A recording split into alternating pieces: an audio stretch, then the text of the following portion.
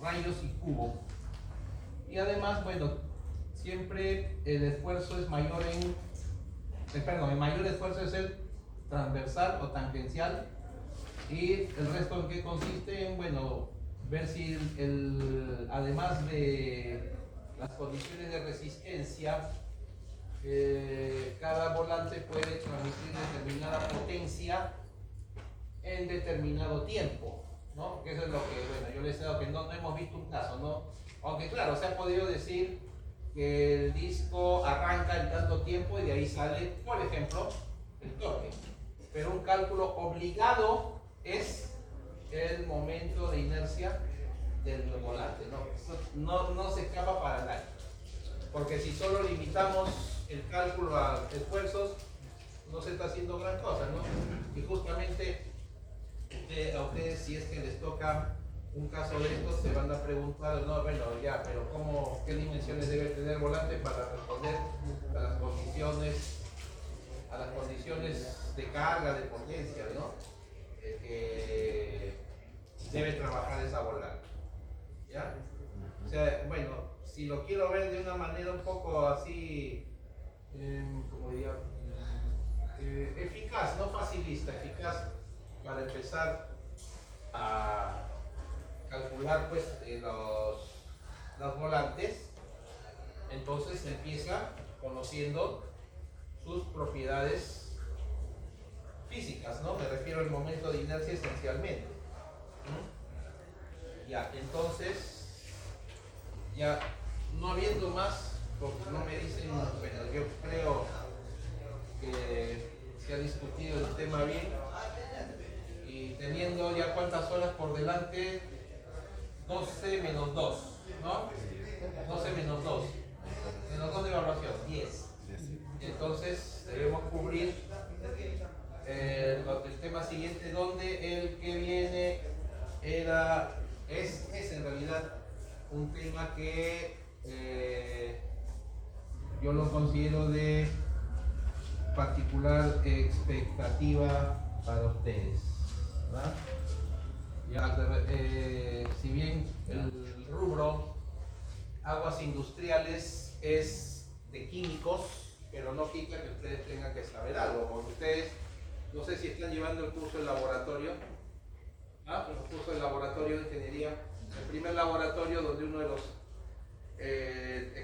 de las experiencias a realizar es determinar la dureza del agua, ¿no? Ya, justamente, entonces, si el agua va a tener un uso industrial, y se lo digo porque yo he trabajado en aguas industriales, tiene que tener dureza mínima, tendiendo a cero. De lo contrario, cuando el agua opera en una caldera, ya pues se forma el mismo sarro que se forma en las servidoras nuestras, ¿no?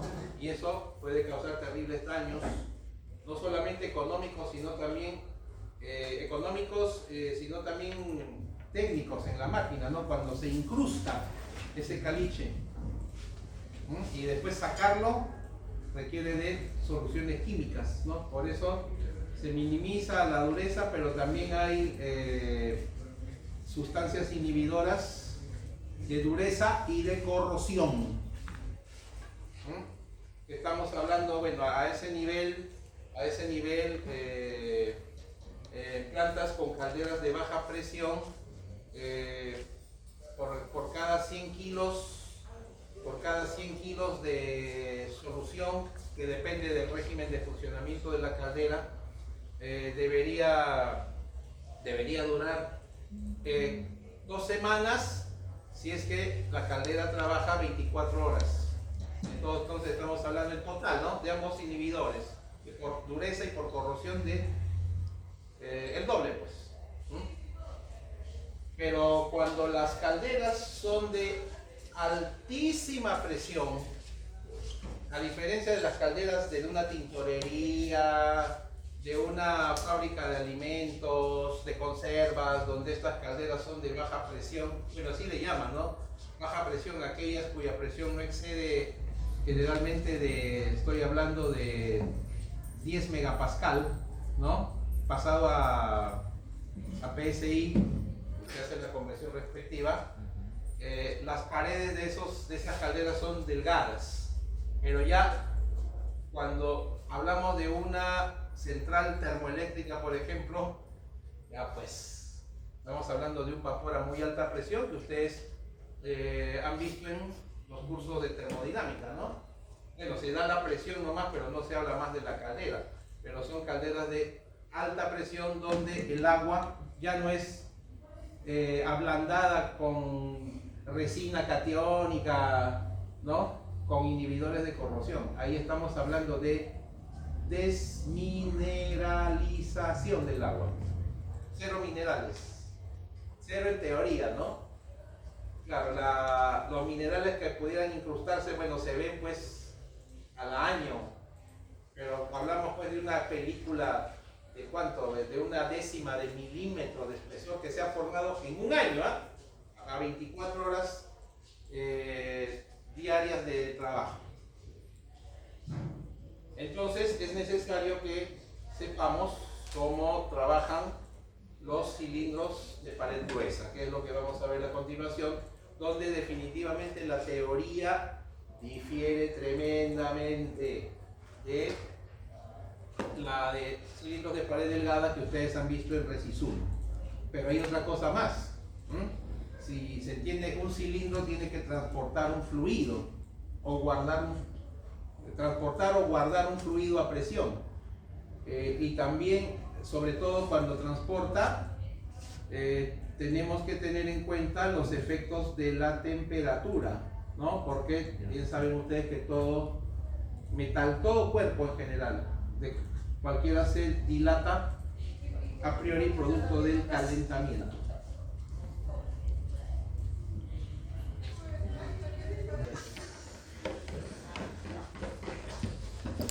A ver. ¿Mañana van a ir? No, ¿Van a ir? no. ¿A llevar más? Ah,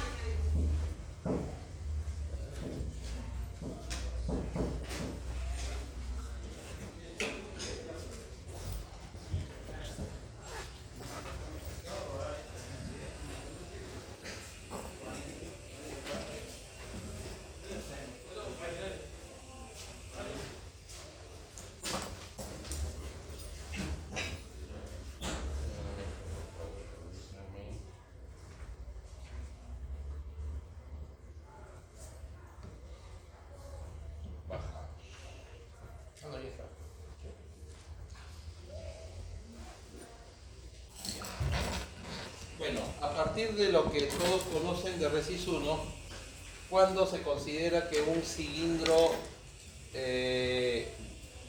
naturalmente que transporta o almacena un fluido es de pared delgada? Cuando la relación radio interno entre el espesor excede de 10. Es una recomendación técnica que se da. Ya comprobado eso, las fórmulas que ven ustedes de esfuerzos funcionan satisfactoriamente, ¿no? En el caso, en cuanto a los esfuerzos que están viendo, sigma 1, sigma 2, son esfuerzos principales, ¿no? En ese contexto se deducen estos esfuerzos, donde el primer esfuerzo, siempre el mayor, es el esfuerzo radial, o sea, el que trata de expandir el cilindro, simplemente PR entre T, y sucede algo también, el otro esfuerzo, el longitudinal. Comprenderán ustedes pues, que un cilindro bien fabricado no puede tener tapas como son las tapas con las que se tapa una olla, ¿no? Si la presión, bueno, a pesar que les hice mención que es baja entre comillas, pero tiene su valor, en realidad en estos tanques, ya si lo estamos viendo de frente, ya, y acá, bueno, generalmente es remachado costura, debería ser algo así, un bombeo, ¿no? Para desviar la concentración de esfuerzos que sucede. Ya, y ese vendría a ser el esfuerzo longitudinal que naturalmente soportarían esas tapas, ¿no? Ya, pero también si en realidad la tapa estuviera soldada por acá, comprenderán que ese esfuerzo longitudinal lo tienen que aguantar los cordones de soldadura, ¿no? Entonces, bueno, para calcular esos cordones de soldadura, pues hay un procedimiento, ¿no? Ya que ustedes, seguro en el próximo curso lo verán en uno de los primeros temas, ¿no? Cálculo de cordones de soldadura. Ya. Esto, además, las figuras vienen a ser los diagramas de cuerpo libre que se utilizan con el propósito de hacer el cálculo de los esfuerzos, ¿no? Y así que esto para ustedes es un tema conocidísimo, nada más que a partir de ahora, cuidado, las fórmulas para los cilindros de pared gruesa son distintos y no se puede por ningún motivo trabajar con estas fórmulas. A ver, recordarán ustedes cuando estudiamos las placas, igual empezamos evaluando las deformaciones, ¿no? O sea, el curso ya llegó un momento en el cual no solamente nos abocamos a calcular el esfuerzo, sino también la deformación. De ahí, y las deformaciones saben ustedes que se vinculan con los esfuerzos, ¿no? En dos dimensiones. Ya. Justamente en cuanto a las deformaciones unitarias, pongamos ya ese cilindro con un espesor determinado. Ahí pueden ustedes ver, en principio miren, la R corresponde a un radio dentro de la parte tangible del material. Cuando hay presión dentro se expande, digamos que tendrá lugar, después de tener lugar el análisis en un diferencial de ese radio, la expansión total producto de esa presión, que vendría a ser U. Bueno, en el análisis para proceder al cálculo del esfuerzo sería U más un diferencial de U. Por esa razón, a ver, definición elemental de deformación unitaria: la deformación física entre la longitud original del elemento afectado. Lo que, como ven ustedes, consideramos que es el segmento AB. AB es lo que vamos a evaluar, es la deflexión en el segmento AB. Por esa razón, entonces, ustedes geométricamente ven rápidamente que la deformación unitaria radial que tendrá ese cilindro de pared gruesa vendría a ser, bueno, matemáticamente hablando, derivada de la longitud respecto al radio, ¿no? Y en cuanto a la expansión tangencial, eso está claro, ¿no? La expansión no es solamente radial, sino también el contorno del cilindro. Entonces, para el radio R más U que ustedes aprecian, ¿cuál será la longitud final? 2pi por R más U respecto a la inicial, y por lo tanto la deformación unitaria tangencial sería U entre R, análoga a la que habíamos visto para placas circulares, recordarán. Por ahí va. Ya, ahora llevemos esto nosotros al contexto de los esfuerzos. Pues ya saben ustedes con la formulita de deformación unitaria bidimensional. Pero ahora están notando, bueno, algo que no habíamos puesto en placas, ¿no? El esfuerzo normal en la dirección Z, es decir, perpendicular al cilindro. En principio, a ver, en el análisis, ustedes están viendo un cilindro abierto, ¿no? Por lo tanto, no debería haber esfuerzo en Z y la expansión debe ser libre. Pero si el cilindro está tapado como aquel, sí se generan esfuerzos en la dirección Z. Ya pues, entonces, asumiendo que estos esfuerzos existen, planteemos la relación de deformación unitaria, como lo saben ustedes. Y eso que todavía, lo veremos después, no estamos incluyendo alfa delta de T, que sería la dilatación térmica. Falta eso todavía, lo veremos luego. Primero, suponiendo que el fluido, ya sea que se almacena a determinada presión y temperatura constante, o que fluye a temperatura constante, ¿ya?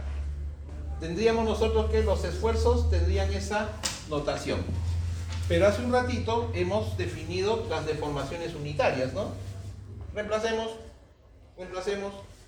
Ahí está. Como ven ustedes, los esfuerzos tienen notación diferencial, ¿no? Por los términos que están en paréntesis. Y como la dilatación pues es en las dos dimensiones obligado tiene que estar el módulo de Poisson. Eso es irreversible, de todas maneras será. Ya. ¿Cuál es nuestro objetivo? ¿Cuáles son las fórmulas de esfuerzo versus presión para cilindros de pared gruesa según sus dimensiones? Bueno, si lo vemos dimensionalmente primero, ya que les dije al inicio que si comparamos la relación radio interno entre espesor supera 10, es delgado, suficiente con la fórmula de pared delgada. Esta vez es lo contrario, ¿no?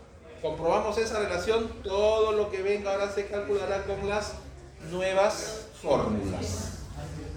Ya. Y como suele ser, tenemos que hacer un análisis de equilibrio también, ¿no? Claro, es cierto, ¿no? Se comprimen las paredes del cilindro y se generan fuerzas dentro, ¿no? Que tienen que estar en equilibrio, sin duda. Entonces, primero, a ver, supongan ustedes que en realidad un poco no ha salido exactamente como un segmento, corona circular, perdón, pero es una corona circular donde podemos nosotros dilucidar todas las fuerzas que se generan. Recuerden, las fuerzas vienen a partir de la relación esfuerzo por área, ¿no? Ya. Y como el ángulo de análisis diferencial de θ es pequeño, en el límite, en algún momento, ese diferencial de θ o se cancela o se asemeja a diferencial de θ medios nomás. Bien, pues, entonces, suma de fuerzas. Suma de fuerzas en la dirección radial, como ven ustedes, ¿no? En la dirección radial. Todo lo que se trabaja para que quede, ¿qué cosa? ¿Qué dirían ustedes? Que ahí está la primera relación entre el esfuerzo radial y el esfuerzo tangencial del cilindro. Ya, pero reemplacemos pues esta relación. Al reemplazar 3 y 4 en esta relación, 3 y 4 en esta relación, ¿ah? Ahí no se considera que tiene aceleración, ¿no? O sea, Es cilindro, ¿cómo va a ser aceleración? Pues es quieto, cilindro. Me imaginaba, por ejemplo, un tambor que gira En volante sí, en volante sí, claro. pero un cilindro tú lo tienes ahí, bien Más para contener, digamos, cimentado. Claro. Ya, ahí está. Ya, entonces, a ver, ¿cuáles son las relaciones 3 y 4? La de el esfuerzo radial y el esfuerzo tangencial. Entonces, en esta relación ustedes reemplacen todo, radial y tangencial, y bueno, se convierte en una parafernalia, ¿no? Donde aparece sigma z casualmente. Bueno, si queremos nosotros simplificar esta ecuación, ya es una ecuación diferencial sin duda, ¿no? Donde van a notar pues que va a haber derivadas de segundo orden. Tenemos nosotros que simplificar todo y tener en cuenta condiciones iniciales para poder trabajar, ¿ya? Entonces, miren, ya en este contexto, yo creo que así como en placas planas, sobre todo las rectangulares, ustedes han visto que demasiadas matemáticas para tan poquito, ¿no? Donde incluso los estudiosos han dado pues fórmulas en series, ¿no? Que vendrían a ser los valores exactos, pero probado está que si ustedes continúan sumando, la cantidad final va a ser comparativamente muy pequeña con el primer término. Por eso los excluimos. Ya, acá, bueno, tenemos que hacer la simplificación correspondiente y se llega a eso. Tanto para eso, bueno, así son las matemáticas de maravillosas, pues, ¿no? Ya, pero, y bueno, y si seguimos, porque yo creo que ustedes no van a querer aburrirse con tanta matemática, ¿o sí? Ah, ya, pues. Por eso, entonces, de esa relación, ¿qué es lo que primero que tenemos que deducir, no? Que el corchete es constante, ¿no es cierto? El corchete es constante, ya que esa constante sea C1, pues, ¿no? Pero ustedes dirán, ¿por qué el 1 medio? Porque en la integración que ha lugar aparece R diferencial de R, pues entonces 1 medio, ¿no? Ya. Entonces, Ya, esa es nuestra relación entre la deformación física que sufre el cilindro y el radio. O sea, depende del radio. Pero ahora, bueno, hay casos y casos, ¿no? Normalmente nosotros pensamos que, a ver, en el caso de un tanque, de un cilindro de central termoeléctrica, por ejemplo, ¿no? Todo el vapor está dentro, fuera, cero. Pero hay tanques, sí, hay tanques sumergidos. Imagínense que esto fuera un submarino.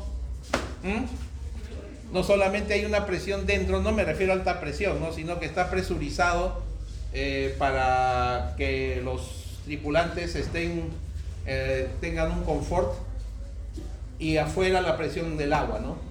Entonces, si fuera el caso, ¿qué tendríamos nosotros que considerar? En principio, a ver, miren, presión interna, presión externa.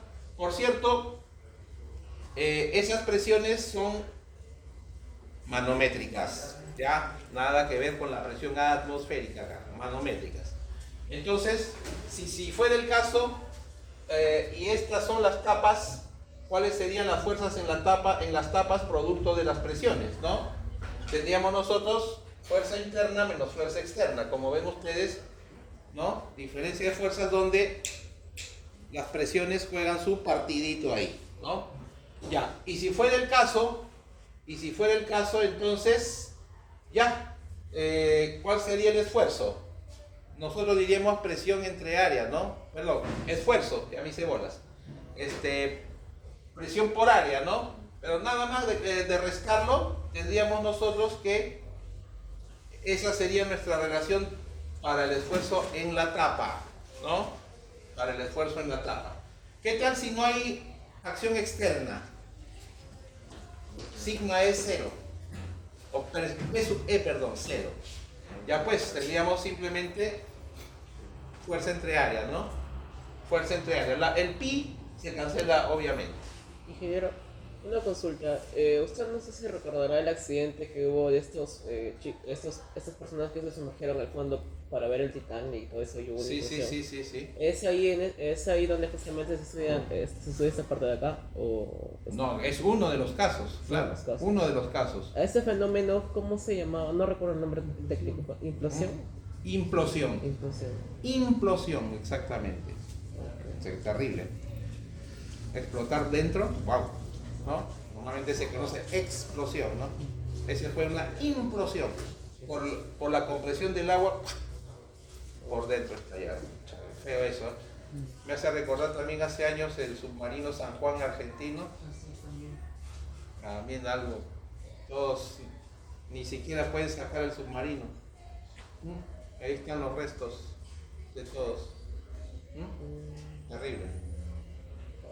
Pero ya pues, a ver, algo que no me acuerdo ahorita a qué profundidad se estima ocurrió la tragedia, ¿no? En el caso del Titanic ni se diga, ¿no?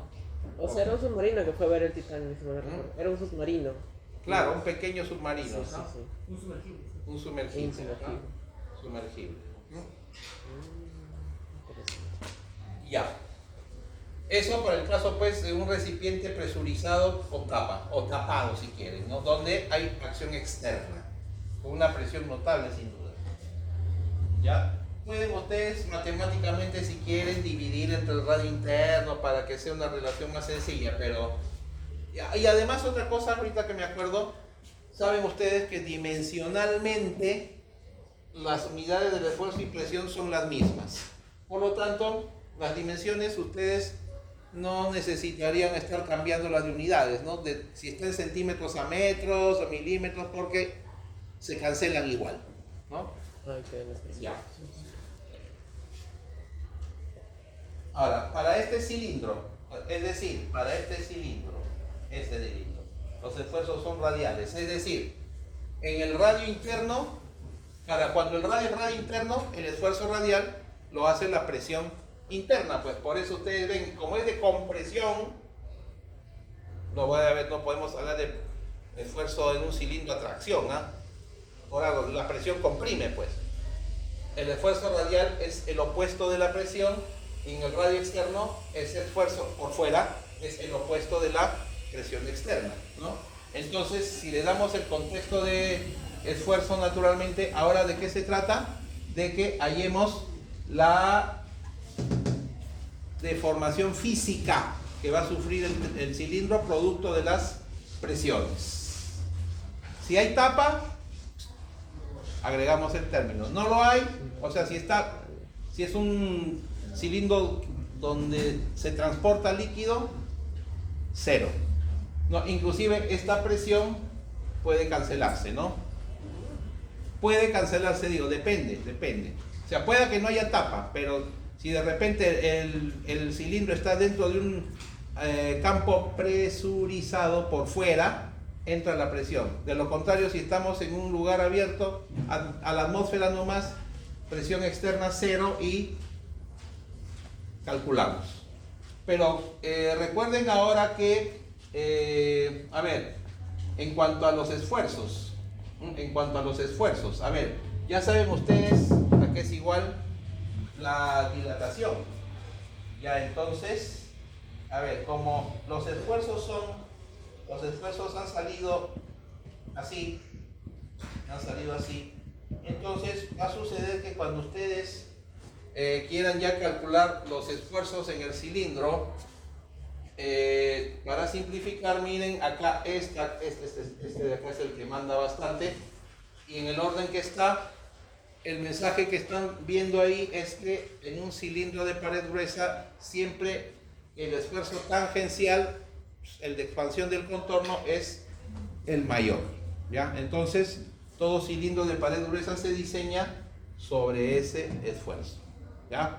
Bueno, si no hay acción externa, la cancelaremos, pues. Pero miren ustedes, también si quieren ustedes calcular el esfuerzo en determinada posición, lo pueden hacer. Ahora, naturalmente que si lo vemos en un contexto bien técnico, donde algo les dije, que por ejemplo cuando se quiere revisar los esfuerzos en un ala de avión, se colocan extensómetros, ¿no? Pero no se coloca solamente en un punto, en realidad así, variados, ¿no?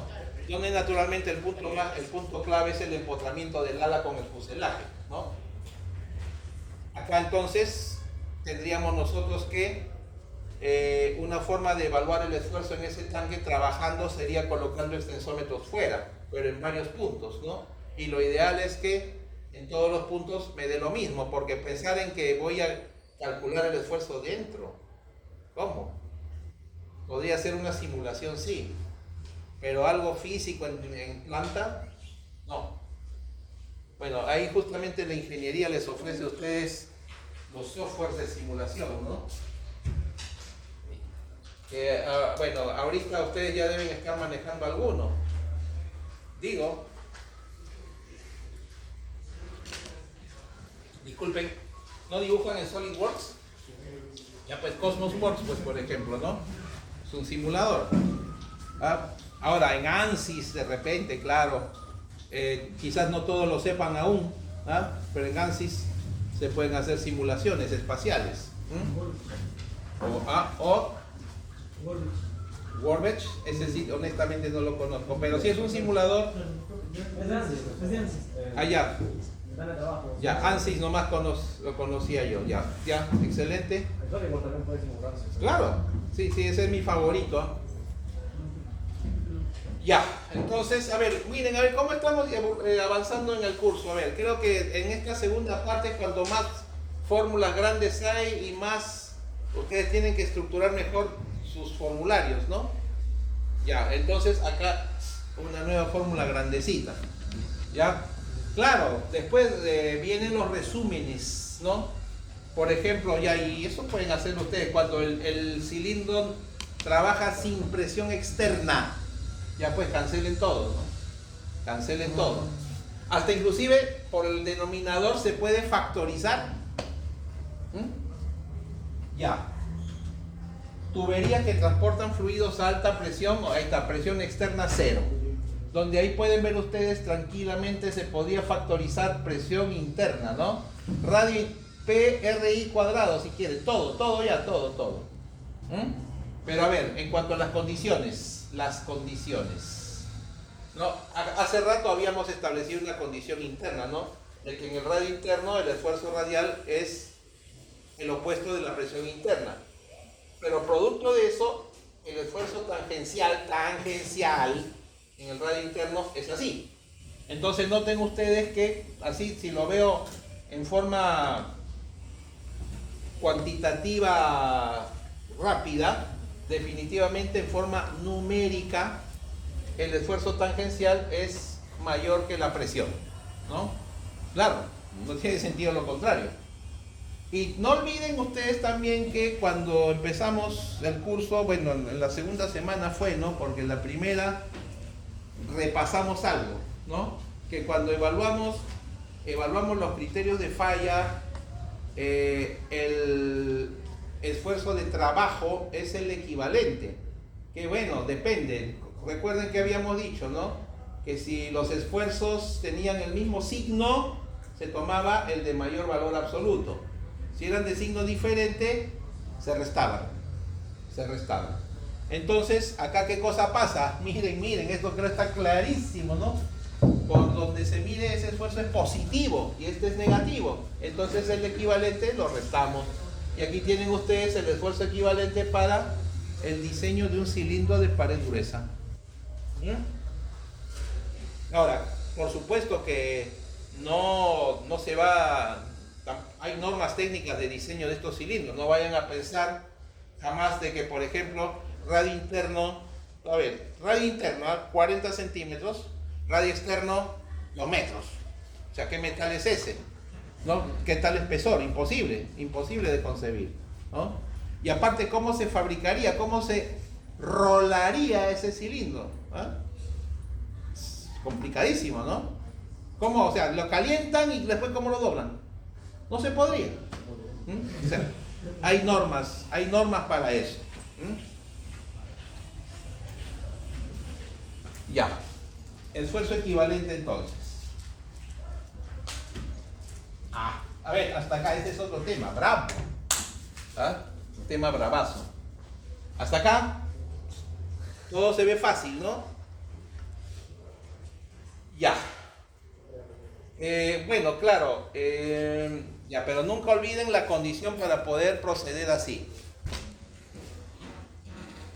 Y bueno, también con certeza, ya si ustedes, a ver, todavía, bueno, no puedo ni siquiera hacer una especulación, pero yo creo que ahorita cada uno habrá elegido o tiene expectativa de una determinada línea de carrera, ¿no? De repente,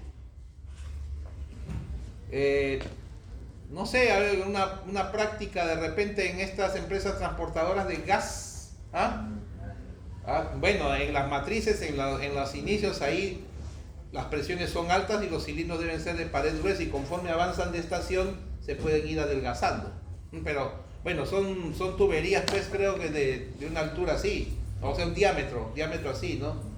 Con todos sus anclajes, ¿no? Manómetros, termómetros, ¿no? Y si en realidad a ustedes les gusta ese campo, enhorabuena, del transporte de gas, ¿no? Pero el recorrido no es como comprenderán, pues, estas empresas que transportan gas, pues tienen que tener una infraestructura enorme para ver cómo están las tuberías a lo largo del recorrido, ¿no? Me pongo a pensar ahorita, el gas que viene de Camisea, que tiene una estación de bombeo en Ica, en la estación Melchorita, creo, ahí, donde hay una tremenda planta. O sea, todos los kilómetros que ha recorrido, hasta cierto recorrido, naturalmente se tiene que haber empezado con cilindros de pared gruesa, los cuales ya conforme en el camino, pues saben ustedes que hay pérdidas de presión en el flujo, ¿no? Y aparte que también en ciertos lugares ya el gas se ha repartido, entonces si sigue el camino la presión ha bajado, ¿no? Y ya ahí ya no hay necesidad de cilindros de pared gruesa, sino delgada, ¿no? Y se puede trabajar con las fórmulas anteriores inclusive, ¿no? Ya, pero ¿qué pasa cuando ¿Qué pasa cuando justamente les hice la pregunta? Que no piensen ustedes que un cilindro grueso de espesor, pues, si fuera cierto, diámetro 2 metros y radio interno 40 centímetros, ¿no? 60 centímetros de espesor. ¿Cómo así? Eso es infabricable. Entonces ahí es cuando viene una solución. Los cilindros sunchados o compuestos, es decir, un cilindro de pared gruesa dentro de otro cilindro de pared gruesa. Entonces se imaginarán ustedes cómo debe ser el montaje. ¿Ah? La mano de un maquinista, pero ¿no? Perfecta, ¿no? Para colocarlo en su lugar y después el recorrido. Ahora, claro, si estamos hablando de sunchado, o sea que debe, a ver, teóricamente el diámetro externo de 1 tiene que ser igual al diámetro interno de 2, o sea, el diámetro superficial, ¿no? Debería ser igual, pero técnicamente eso no puede ser, ¿no? Eso es lo idealísimo, ¿no? Pero si fuera hermético, ¿en qué momento avanza? O sea, imagínense ustedes, tendría que cubrirse de un lubricante para poder permitir el flujo, ¿no? Entonces ahí es cuando debe haber una pequeñísima holgura para poder permitir el desplazamiento. Entonces esa holgura, que ya les adelanto, es interferencia, ¿no? Es la que vamos a calcular nosotros. A ver, ¿cuáles son los elementos? Miren ustedes, tienen ustedes diámetro superficial, H de hole, agujero, diámetro del agujero, y hay un diámetro de contacto, ¿no? O sea, digamos un diámetro común, pero que es producto de la holgura, sin duda, ¿no? ¿Cómo se calcula todo eso?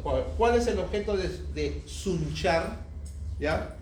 Incrustar el cilindro 1 en el interior de 2 con la correspondiente tolerancia de ajuste. Ese tema ustedes lo han visto en dibujo mecánico, ¿no? Tolerancias y ajustes. Bueno, a ver, normalmente ese tema lo han abordado ustedes para limitar dimensiones,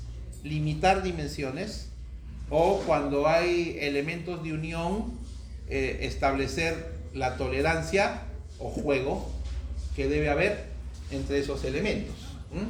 Pero como les digo, hay normas para ello. A ver, antes, bueno, en la malla curricular que yo tuve, había un curso de diseño de instalaciones de alta presión. Todo era manual, pero al final desapareció, pues, porque parecía después no era de interés para el alumno, ¿no? Bueno, en todo caso, en la malla curricular, cualquier curso de los selectivos, me refiero, que tenga mercado, se justifica que se dicte, ¿no? A ver, no sé en qué malla, en mecánica o mecánica eléctrica, no sé, creo que hay un curso de instalaciones de gas, no me acuerdo, que es un curso vigente, pero no se dicta, a pesar, la facultad tiene tantos maestros en gas y no dictan. Qué desperdicio, ¿no? O era para, es que algunos dicen, no, es que era para la ocasión, como estaba llegando el gas recién, ahí, no sé, pero no, pues. Pero ahorita seguramente ustedes cuando van por la calle están viendo que Cálida está haciendo, pues, bastantes trabajos, ¿no? Calles, zanjas abiertas, o sea, pues interesa, pues, ¿no? Debería darse ese curso en la facultad. Pero vamos, digo, una presión de contacto entre capas y ergo, o sea, consecuencia, un diámetro de contacto. Ya, entonces, de lo que se trata acá, para empezar, comprenderán pues que es el cilindro 1 el que se va a comprar la presión, el pleito de la presión. El cilindro 2 solamente va a ser para alojarlo. No tiene sentido presurizar el cilindro 2, ¿o sí? Bueno, nuevamente, el cilindro ese de, comillas, 60 centímetros de espesor. No tiene sentido, ¿no? Solo el cilindro interno. Imagínense ustedes a ver, si fuera el caso, ¿no? De que encima se sunche el cilindro y el fluido que se transporta es caliente. ¿Ah? aumentan los esfuerzos de contacto, ¿no? El de contacto. Y para disminuirlo habría que enfriarlo terriblemente. Entonces ya los estoy aquí ustedes motivando para que vean cuán perjudicial puede ser la temperatura. O sea, hay que preverse, pues. Hay que preverlo. En otras palabras, todo lo que tenga que ver, cualquier diseño que tenga que ver con calor, y ese es el curso que van a llevar ustedes, supongo, el siguiente ciclo, transferencia de calor. A ver, ojalá les toque el ingeniero Villavicencio, que él es el capo en el tema, les enseñe bastante. ¿Ah? ¿Quién? Ya que hay uno que, ya sé que hay otro profesor que dicta y no voy a dar el nombre, pero creo que cualquiera prefiere el que conozca mejor el curso y encima tiene la experiencia profesional en el campo, que es Manuel Villavicencio. Ya, a ver, vamos a la nomenclatura. Esta nomenclatura inclusive la tienen ustedes en los libros A, B y C, en ese orden. A, el menor radio. B, el que geométricamente hablando, es casi el radio de contacto. C, el radio completamente externo. Ok, hay que tener cuidado porque puede haber un trabalenguas, ¿ah? Radio interno del cilindro interno, radio externo del cilindro interno, radio interno del cilindro externo, ¿no? Por eso, ustedes acompañan el esquema e identifican claramente las dimensiones. Ahora, naturalmente, acá está la P, la presión de contacto entre capas. Tiene que haber, ¿no? Para asegurar el ajuste, porque no vaya a ser que, por ejemplo, cuando se trata de un flujo de fluidos y no hay un buen apriete, la tubería se desplaza. ¿Ah? No puede ser, pues. Si está bien apretada, debe de predominar la presión de expansión radial para asegurar la presión de contacto. Entonces, para ya la tolerancia entre las capas, debemos tener en cuenta que oye, he dobleteado acá, ¿no? He dobleteado, ya, pues sí me doy cuenta. Bueno, ahorita, no, acá, a ver, borramos esto, y acá subimos. Ya, ahí está. Y ya. Ya. Okay. A ver, estamos en irregular, ¿ah? A ver, pero ni siquiera me he fijado. Acá estamos. Ya. Entonces, para el cilindro interior, la presión para el cilindro interior, ¿cuál es? O sea, me refiero en modo de uso de fórmula. Para el cilindro interior, la presión de contacto es exterior. Por eso, en la fórmula que hemos visto antes, reemplazamos presión exterior. Y para el cilindro exterior, este de acá, esa presión de contacto está dentro de ella, interior. ¿Ya? Repito, con el propósito de poder usar las fórmulas anteriores. Vamos a tener en cuenta eso y tal como lo ven, reemplazaremos en la respectiva fórmula. Y otra cosa más. A ver, nada asegura, no hay esa información que los dos cilindros hunchados tienen que ser del mismo material. Sería lo ideal, por cuestión costos, ¿no? Pero puede ser de distinto material, claro.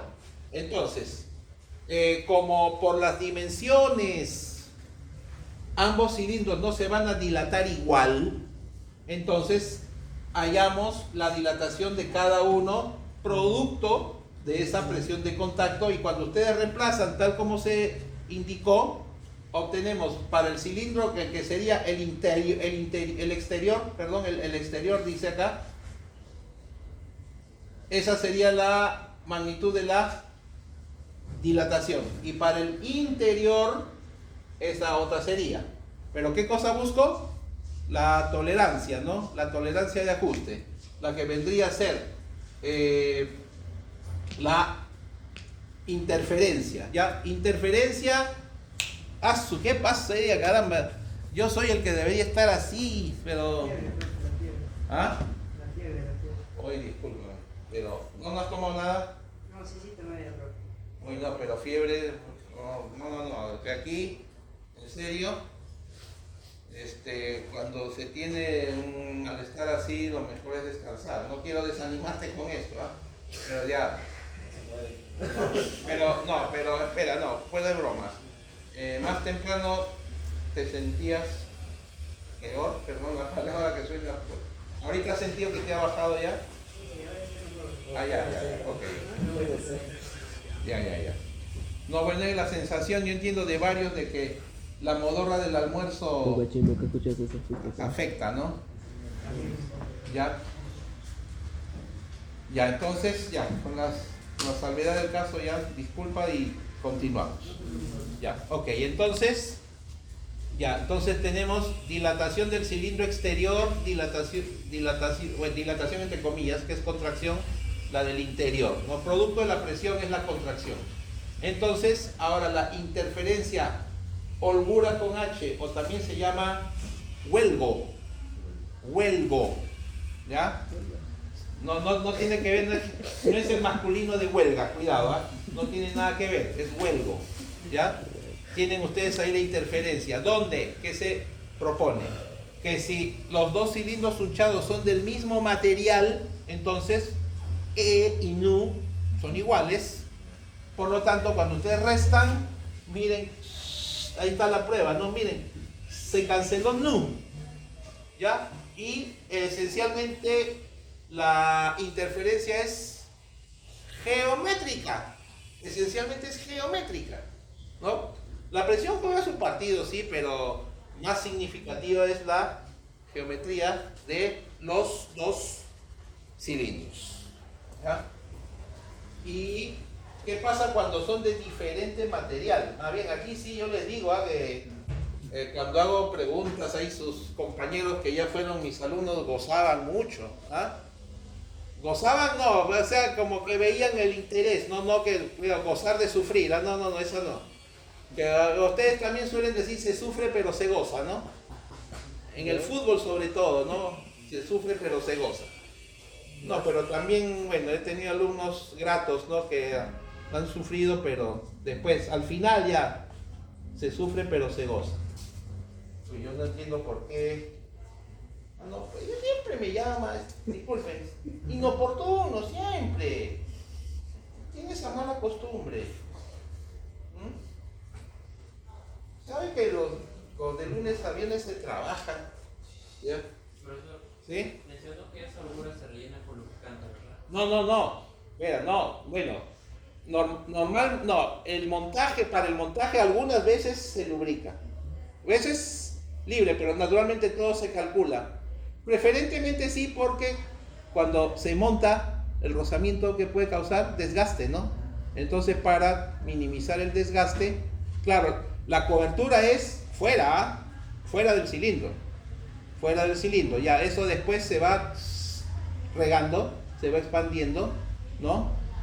Pero también, bueno, a ver, caramba, no he tenido alguna vez fotos de unos montajes así donde, bueno, los obreros pues, ¿no? Brochazos, ¿no? ¿no? En todo caso, a ver, por YouTube, ¿no? Montaje de cilindros hunchados. Claro, un ejemplo podría ser, bueno, si bien es cierto la teoría la estamos viendo para cilindros de pared gruesa, pero no descarten que podían hacer hunchados domésticos, ¿no? Por ejemplo, dos tubos plásticos de PVC, ¿no? Donde uno delgadito se huncha por dentro a uno de espesor mayor, ¿no? Ahí, bueno, por ser plástico, pero para empezar, bien difícil pensar en que, recuerden, los diámetros, lo que al final es diámetro de contacto es el mismo, ¿no? Entonces, porque uno tendría que, o de repente, tampoco, ¿no? Entonces, ahí que se suele hacer, pero en el caso del PVC hay que hacerlo con cuidado, calentar, ¿no? Calentar y ahí sí se aloja. Pero hay que ver también con qué propósito se hace, ¿no? No es por las puras, ¿no? Si solamente va a ser para engrosar una tubería porque no se encontró una de determinado espesor, pueda que sea una solución, ¿no? Pero tiene un costo todo, pues, ¿no? Entonces tendría que optarse por que haya una tubería ya determinada, ¿no? Sí. Usted mencionó que cada cilindro puede ser de diferente material.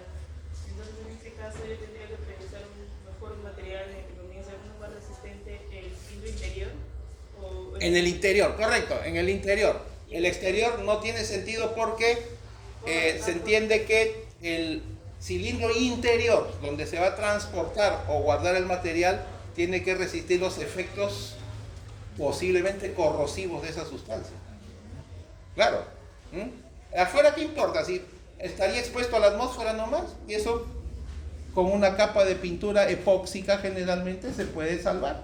Pero el interior sí, pues, ¿no? Si por ejemplo se va a transportar ácidos, tiene que ser una tubería bien resistente a los ácidos, a la corrosión, ¿no? No sería entonces metal, sería otro material. También, claro, justamente, ¿no? Porque si es metálico, mantenimiento pues, sería alto, ¿no? Pero sí podría ser un cilindro exterior de capaz algún tipo de un metal y por dentro un polímero. Claro, ajá, claro. Resiste más. Claro, sí podría ser.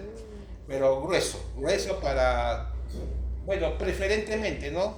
Porque, a ver, si uno antes ha estudiado, por ejemplo, cómo se comporta un ácido en PVC o polímero, como dices, ¿cuánto dura? ¿Cuánto resiste? ¿O cuál es el grado de corrosión que sufriría el PVC producto de ese ácido? No sé, ¿cuánto espesor por año consume o por mes? Se tendría que tener esa información, sin duda. Pero todo metal tampoco, ¿no? Simplemente distintos materiales. Un poquito más. En el caso de justamente en la industria, cuando ya se está transformando el gas, ¿qué tipo de material así en esos cilindros usados se utiliza? ¿Tipo de material? ¿De qué son esas tuberías? Para el gas, o sea, ¿qué material usualmente se utiliza? A ver, yo lo que he apreciado justamente porque en mi casa han hecho las zanjas es PVC, que VC. ¿A qué te precisa? Porque el otro B ya se sabe qué es. Claro, porque también hay que tener en cuenta si fuera metal y el metal es conductor del calor, puede causar dilataciones, ¿no? Ignición de repente, pero el PVC, que no es buen conductor del calor, pero claro, el excesivo lo deteriora, ¿no? Naturalmente ahí es cuando las empresas, calidad sería esa es la que ya se encarga del mantenimiento, ¿no? Cada periodo que ya eso se conoce.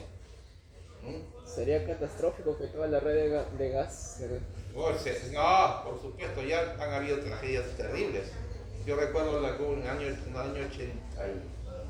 88, creo, en México, no sé cuántas cuadras.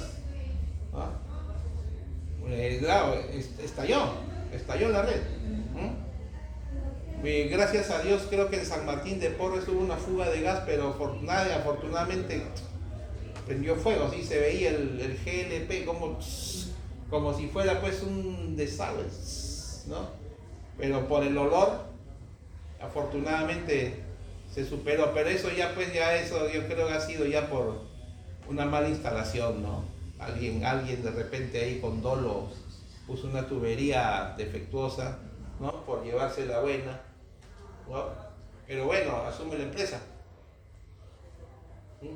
Por eso, si ustedes participaran en una de esas instalaciones, tengan cuidado siempre, ¿no? Chequeando todo.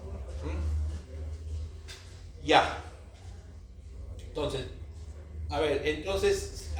un detalle, no olviden, si por ejemplo metal fuera y polímero dentro, tenemos nosotros que E2 cuantitativamente menor que E1, entonces estos cocientes se elevan, ¿no? Entonces, aquí tendríamos nosotros que tener cuidado de que la interferencia no vaya a ser negativa, ¿no? Tiene que ser una interferencia positiva, ¿no? La holgura geométricamente tiene que salirme una medida que va a ser muy pequeña, ¿ah? Estamos hablando del orden menos de 1 milímetro, o sea, puede ser cosas del diseño desde 5 décimas de milímetro, medio milímetro pues, ¿no?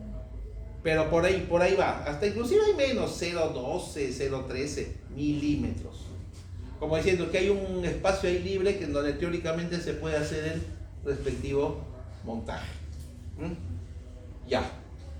Ahí pues claramente, ¿no? Ustedes pueden deducir rapidito, ¿no? Que si los cilindros son del mismo material, los dos últimos términos, Sí. 0 pues, ¿no? Y acá las E se puede factorizar y me queda toda la relación anterior que vieron. Pero ahora, no es que como ven, libremente se escoge 2 cilindros de cualquier dimensión y se monta. No. O sea, justamente, bueno, si el curso de Resis 1 a ustedes les ha servido para conocer todos los conceptos de resistencia necesarios, a partir de este curso creo yo les estoy mostrando cómo obtener diseños óptimos. Los mínimos que deben ser económicamente convenientes también, ¿no? Obvio que si tenemos nosotros 2 cilindros hunchados, para que el diseño sea óptimo, ambos tienen que resistir el mismo esfuerzo equivalente, ¿no? Siendo en el caso de cada uno el valor absoluto de la diferencia de sus esfuerzos, ¿no? Bien, dicho eso, ya pues a ver, operemos en cada caso, ¿eh? Eso es en cada caso. O sea, estamos igualando los esfuerzos equivalentes de cada cilindro, ¿ya? Donde recuerden ustedes cómo era cada caso, ¿no? El cilindro 1 trabaja con presión interna y presión externa, la de contacto. Y el cilindro externo, presión interna, la de contacto. Externa, 0, atmosférica. Ya, entonces igualamos todo, miren, y luego hacemos la simplificación correspondiente, que es presión, ¿no? Expresión, digo, ¿no? Para el esfuerzo equivalente. Pero cuando obtengo el esfuerzo equivalente óptimo, el mínimo naturalmente, cuando digo el mínimo me refiero al menor posible, porque saben ustedes que si yo tengo el esfuerzo y me estoy acercando al esfuerzo de fluencia, estoy haciéndolo trabajar demasiado. O sea, se trata de que el trabajo sea con el menor esfuerzo posible.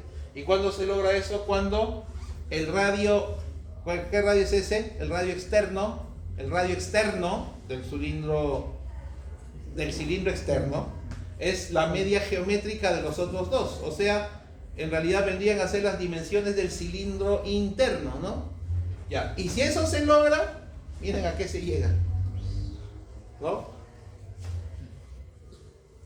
O sea, a ver, no sé, podríamos estar hablando, a ver, si fuera el caso de que B igual 2A, un esfuerzo equivalente que duplica la presión, ¿no? 2 arriba, 2 abajo, 2 queda, pues, ¿no? 2A. Ya está.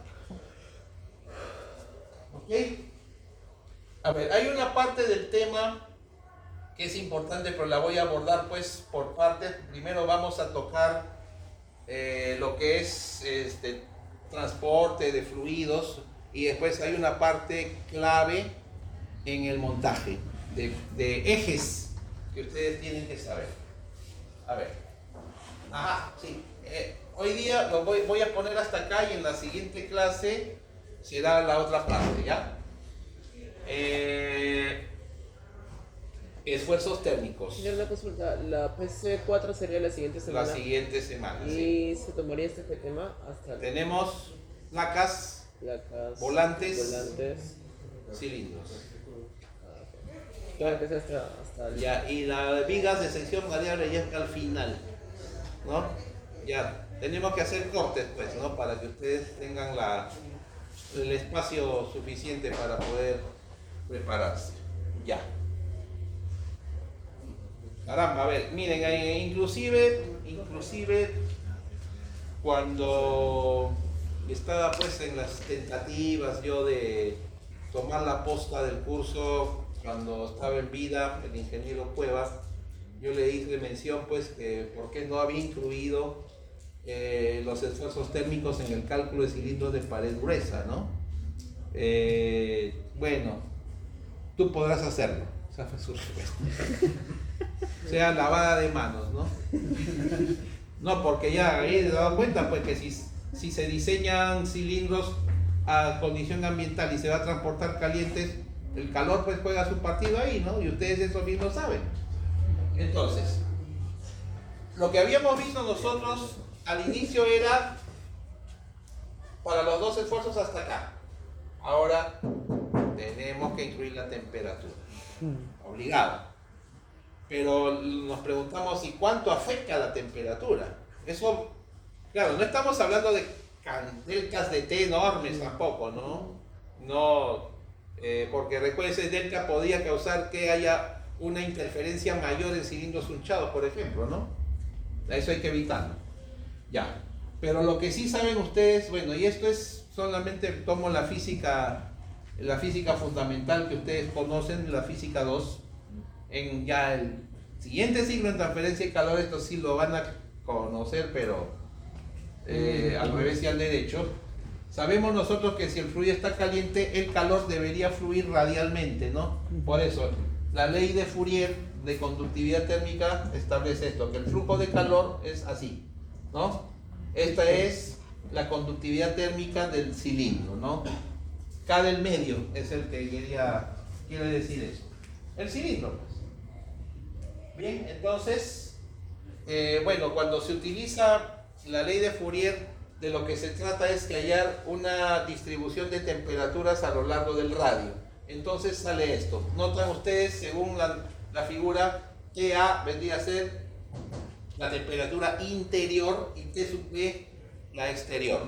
Y acá solamente en cilindros sin sunchada. Y ahora vienen pues los esfuerzos radiales, ¿no? Entonces, habíamos visto, a ver, voy a retroceder un poco acá, habíamos visto todo eso, ¿no? Esfuerzos radiales. Entonces, acá solamente era cuestión de agregar alfa delta de T, hacer el despeje y bueno, las fórmulas 3 y 4 tendrían que incorporar alfa delta de T donde corresponda. Pero si solamente se trata de agregar ese término, ¿ah? Ya entonces, ¿para qué vamos a estar matemáticamente hablando repitiendo eso, no? Claro, si no fuera por este medio de enseñanza, o sea, yo tendría que escribir como pasaba en mis tiempos. Pero ya pues, ¿qué cosas están viendo ahorita? Que sobre el esfuerzo que, por decir aquí, la presión por ninguna parte está. ¿O sí? Entonces, esto que están viendo es únicamente por temperatura. Así de bonita. ¿Ya? Entonces, ¿cuál sería el esfuerzo completo del cilindro? El que le produce la presión más la temperatura, o sea, por superposición sería, ¿no? Y a ver, yo creo que tal como lo están viendo, no puede haber duda de que estos esfuerzos deberían ser todos positivos. Deberían ser, digo, ¿no? Porque, a ver, B es radio externo. Como radio R es menor que B, entonces logaritmo es positivo. El logaritmo es positivo. Puede ser menor que 1, sí, pero es positivo. Pero negativo jamás, ¿no? Ya. Y así entonces, falta, ahora sí, un esfuerzo más. El cilindro puede estar abierto, pero aumenta su longitud, pues, ¿no? Entonces se induce un esfuerzo longitudinal en el cilindro cuando transporta un fluido caliente, ¿ya? Pero ese esfuerzo no es tan importante, pero aparece, ¿ya? Pero como siempre, el mayor es el tangencial, no lo olviden. En consecuencia, resumiendo, los esfuerzos totales son radial y transversal lo que hace la presión más lo que hace la temperatura. El esfuerzo no, longitudinal solamente lo produce la temperatura. Y en el caso de cilindros sunchados, tendremos en cuenta el contorno de unión, claro, la que es el diámetro de contacto, ¿no? Descartando los efectos convectivos. Es decir, a ver, en transferencia de calor, ustedes recordarán, a ver, eso hace 2 años que llevaron física 2, ¿no? Que el calor se puede transportar, por convección. Convección, habría que incluir el coeficiente convectivo. Ya para eso ya es una chambaza, pues, ¿no? Ya se complica innecesariamente el problema. Entonces, como no es el propósito complicar el tema, en todo caso, a ver, en el curso de transferencia y calor no se ve esto, el tema de esfuerzos en cilindros, pero si se diera el caso de que ustedes se vean involucrados en el tema y tienen que considerar la convección, pero bueno, hay que informarse, ¿no? ¿Cuál sería el coeficiente convectivo entre el fluido y el metal de contacto, ¿no? Si es un coeficiente pequeño, ¿de qué sirve, pues? ¿No? ¿De qué sirve? Lo descartamos. Nada de convección entonces. Bueno, tampoco estamos considerando posible transferencia por radiación, ¿no? Si fuera una alta temperatura del ambiente. Ya, esta partecita sí la vamos a ver después, ¿ya? Ajuste entre un eje y su cubo, ¿ya? Justamente, a ver, algo que les hice trabajar a sus compañeros, bueno, todavía estudian, no necesariamente tienen que conocerlos, pero que tenían que calcular con qué fuerza lograría montar yo un eje, ¿no? A esa volante de afuera con su respectivo canal chavetero, ¿no? Y según la potencia que se transmita también, ¿no? A ver, ahí, como les digo, lo vamos a ver después, entonces, creo que el miércoles va a dar el tiempo para verlo y es rápido afortunadamente, ¿ya? Entonces, ahí están viendo que, cómo se traduce en inglés chaveta, key, ¿ya? Y tiene varios significados, ¿no? Key es la clave de acceso de informática, llave, la llave de la puerta, ahora es chaveta, ¿ya? Entonces, esa teoría es breve, pero por eso les digo, para no dilatarnos, entonces esa parte la vamos a ver después y vamos a ver ahora